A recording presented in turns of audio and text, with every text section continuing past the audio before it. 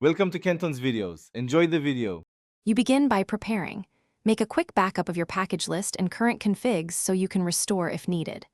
Once done, check the installer status with the appropriate command, apt yum dnf pacman, so you know whether it's active or held.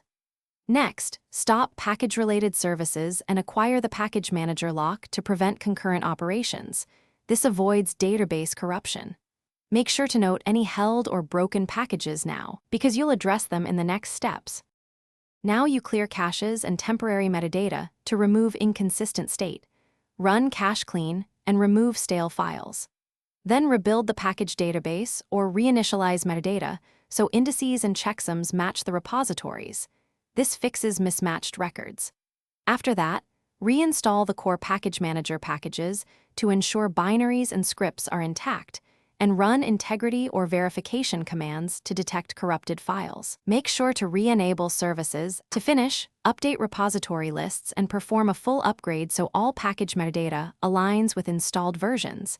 This prevents future conflicts.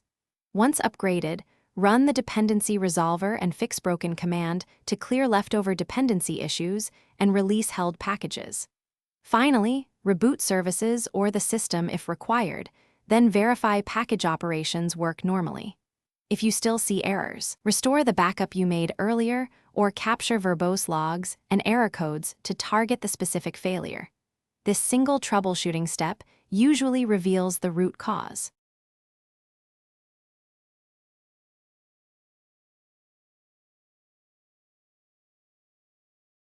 Thanks for watching. Consider subscribing if we helped you.